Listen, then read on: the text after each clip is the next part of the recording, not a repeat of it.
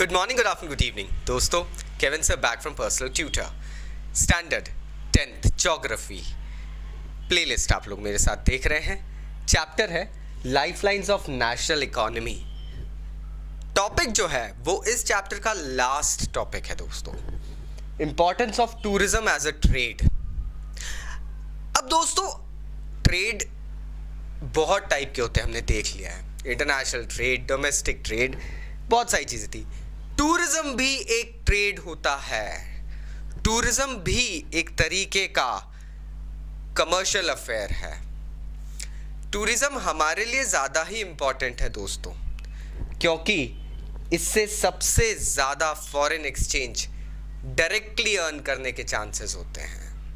अब डायरेक्टली कैसे, देखिए, ऑलमोस्ट 2.6 मिलियन से ज़्यादा टूरिस्ट्स हर साल इंडिया आते हैं। ये लोग डायरेक्ट फॉरेन करेंसी लेकर आते हैं, जिसे ये लोग एक्सचेंज करते हैं हमारे टर्मिनल्स पे। इससे होता ये है that they actually are going ahead and bringing an inflow of foreign currency directly, not via any bank, not via anything else. हमारे यहाँ पे वो कुछ सर्विसेज का मज़ा लेते हैं, उसके बदले में वो फिर हमें कुछ अमाउंट पे करते हैं। Now again they are going ahead and providing us this exchange. तो सबसे ज़्यादा फॉरेन एक्सचेंज का अमाउंट अगर देखा जाए डायरेक्ट वे में, तो वो टूरिज्म से आता है दोस्तों। No hidden costs in that. 15 million से ज़्यादा लोग टूरिज्म इंडस्ट्री में डायरेक्टली इन्वॉल्व हैं। अब डायरेक्टली इन्वॉल्व और इनडायरेक्टली इन्वॉल्व होने का मतलब क्या होता है, let me understand, like make you understand. आप इसको इस तरीके से देखिए, टूरिज्म इंडस्ट्री के लिए क्या क्या चीज़ें रिस्पॉन्सिबल होती है। मतलब टूरिस्ट आके कहाँ रुकते हैं, hotels, lodges, retreat centres, then there are cottages, spas, hospitals, some places that are famous, hill stations and all. तो ये जो जगहें होती है, यहाँ पर जो लोग डायरेक्टली टूरिस्ट से डील करते हैं, फॉर एग्जांपल आप कश्मीर जाके देखिए, वहाँ पे टूरिस्ट आपको डायरेक्टली दिखेंगे। आप दिल्ली जाके देखिए, वहाँ पे आपको टूरिस्ट डायरेक्टली दिखते हैं। दिल्ली तो खैर हब है, क्योंकि इंडिया के अंदर आने का एक दहलीज ही दिल्ली है दोस्तों। सो ये सब लोग डायरेक्टली इसमें इन्वॉल्व रहते हैं। यहाँ पे मैं बात कर रहा हूँ टूर ऑपरेटर्स, गाइड्स, इन सब लोगों की भी, इवन फोटोग्राफर्स जो आपको ताजमहल के बाहर या कुतुब मीनार के बाहर दिख जाएंगे। दोस्तों ये टूरिज्म जो इंडस्ट्री है, ये इन लोगों को सपोर्ट तो करती है, साथ ही साथ हमारे देश में उन एरियाज़ की local handicraft and cultural pursuits को भी सपोर्ट करती है। किस तरीके से सपोर्ट करते हैं, लेट मी टेल यू। होता ये है कि टूरिस्ट्स अपने लिए सोवेनियर्स अक्सर लेके जाते हैं। वो था सोवेनियर्स कुछ ऐसी चीज़ें होती है, कुछ आर्टिफैक्ट्स होते हैं जो किसी भी जगह से रिलेटेड होते हैं, और उस जगह की याद में अक्सर लोग उसे ले जाते हैं। कितने सारे लोग ताजमहल के मिनिएचर्स, जो मिनिएचर होते हैं, छोटे से पीसेस होते हैं, वो अपने घरों में ला के रखते हैं। टूरिस्ट भी ये चीज़ें करते हैं। साथ ही साथ बहुत सारी चीज़ें, like I personally know when I had visited Rajasthan, I never forgot to buy some lac handicraft, लाख से बना हुआ हैंडीक्राफ्ट डेफिनेटली मैंने परचेज करा, but I couldn't like go ahead and buy any ivory, क्योंकि मुझे पता है आइवरी किस तरीके से ऑब्टेन की जाती है। So I stayed away from that, but एक तरीके से वो सुवेनियर होता है दोस्तों। Cultural pursuits, when I was in Kerala, I saw a beautiful representation of the death of Hiranyakashyap through Narsimha, and that was in Kathakali, in the form of Kathakali. तो Kathakali dance जो है वो वहाँ के culture का एक part है, and you know I paid some good amount with that, and I had a few foreigners with me.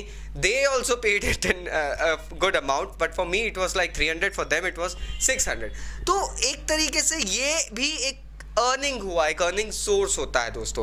Cultural pursuits निकल के आते हैं और लोग उनको सपोर्ट करते हैं। आज वो जो कल्चर है, कल्चरल डांस है वहाँ का, वो इसलिए चल रहा है क्योंकि लोग उसको देखने जाते हैं, लोगों की पसंद है वो, and that's why it's fascinating. ये हर जगह होता है। राजस्थान में आप कालबेलियों का डांस देखो, पुष्कर का मेला देखो, सब चीज़ें आपको समझ में आ जाएगी। एक तरीके से अब टूरिज्म के थ्रू हमारे देश की एक बेटर अंडरस्टैंडिंग दुनिया के सामने है। Gone are those days, friends. I should mention it once again. वो दिन गए जब इंडिया को लैंड ऑफ स्नेक चार्मर्स, सपेरों की धरती कहा जाता था। बस एक ही चीज़ फेमस थी, the famous Indian rope trick and all, everything was going on. Magicians मिलते हैं इंडिया में, जादू करने वाले मदारी, और उसके साथ में कुछ स्नेक चार्मर्स, सपेरे मिलते हैं।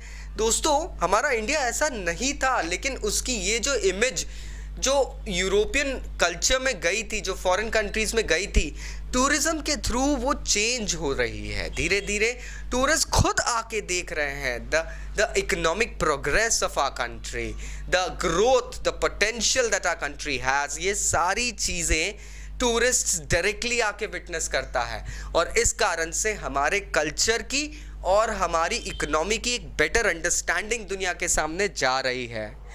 एक टाइप का बिजनेस टूरिज्म नहीं होता कि लोग आते हैं, रुक के चले जाते हैं। टूरिज्म बहुत अलग अलग प्रकार के अब हो गए हैं।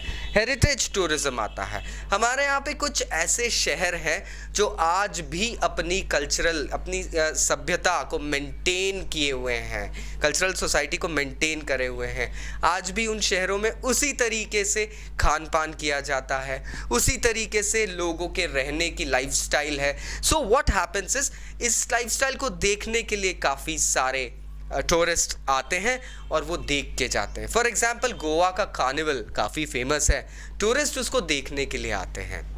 We have beautiful place like Jagannath Puri की रथ यात्रा जो होती है दोस्तों, वो भी कहीं ना कहीं बहुत ज़्यादा टूरिस्ट को अट्रैक्ट करती है, because it is an event. It's an event जिसमें आप देख रहे हैं एक इतने बड़े रथ को लोग खींचते हैं दोस्तों, एंड वो रथ लगभग 200 से 250 टन से ज़्यादा वजन का होता है। And still it is eco tourism. Ecology के हिसाब से अगर स्टडी करना है तो इंडिया अभी भी अपने अंदर बहुत सारे अलग अलग डेस्टिनेशंस समेटे हुए हैं। मैं बात कर रहा हूँ कंचनजंगा K2 से लेके केरला के लश ग्रीन जो एस्टेट्स होते हैं, चाय के बागान हैं, उन तक की।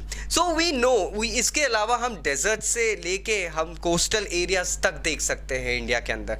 सो इको टूरिज्म में इंडिया रिमेन्स एट टॉप, क्योंकि वैरायटी बहुत है। आप एक रात की जर्नी में, और अगर फ्लाइट से जा रहे हैं तो चंद घंटों की जर्नी में, 2 घंटे की जर्नी में आप इंडिया के किसी भी एरिया में पहुंच सकते हैं, एंड आपको एक टोटली डिफरेंट चीज़ मिलती है। एक और एग्जांपल दूंगा मैं, केरला इस चीज़ के लिए काफ़ी फेमस है। एक दिन in the morning if you are between the clouds in the valleys of Munnar, तो उसी दिन आप कोच्चि के बीच पे पानी की लहरों के मज़े भी ले सकते हैं। एग्जैक्टली एडवेंचर टूरिज्म, जैसे कि हमारे यहाँ पे पैराग्लाइडिंग वगैरह शुरू हो चुकी है, हम लोग इन चीज़ों को देखते भी हैं। ये हमको कई सारी जगह, दार्जिलिंग, शिमला एंड ऑल जगहों पे मिलती हैं। And finally comes medical tourism. Ayurveda जो इंडिया से शुरू हुआ था दोस्तों, आज दुनिया ने उसका लोहा मान लिया है। Ayurvedic massages and all the techniques के थ्रू लोग अब अपने आप को क्लेंस करने के लिए इंडिया आना चाहते हैं। रिट्रीट्स में 7 डे पैकेज, 10 डे पैकेज लेते हैं, and they come here. Medical tourism अब बढ़ रहा है हमारे यहाँ पे। राजस्थान, गोवा, जम्मू कश्मीर और टेम्पल टाउन्स तो आज इंडिया के कुछ ऐसे एरियाज हैं जो कि लगातार साल भर आपको टूरिस्ट से भरे हुए मिल जाएंगे। हाँ, नॉर्थ ईस्ट हमारे देश का एक ऐसा हिस्सा है जहाँ आज भी बहुत पोटेंशियल है, जहाँ आज भी बहुत ज़्यादा टूरिज्म को प्रमोट किया जा सकता है, क्योंकि there are places that are beautiful out there. आपको वहाँ का कल्चर इतना वाइब्रेंट मिलेगा। नागालैंड है, फिर comes your Tripura and all, Sikkim, Arunachal Pradesh, ये कुछ बहुत ख़ास जगह हैं। तो इन 7 सिस्टर्स को हम एक्सप्लोर और एक्सप्लॉइट कर सकते हैं दोस्तों, लेकिन कुछ स्ट्रैटेजिक पॉलिसीज़ है हमारी गवर्नमेंट की दोस्तों, जिस कारण से हम इन चीज़ों को अभी हम प्लान नहीं कर पा रहे हैं। सो आपको पता चल गया होगा कि टूरिज्म कितना इम्पॉर्टेंट है एज अ ट्रेड, और उसके अंदर कितने पोटेंशियल्स हैं। स्टिल अगर कोई डाउट्स है तो नीचे कमेंट बॉक्स से कमेंट ज़रूर करना। Thank you very much, bye bye.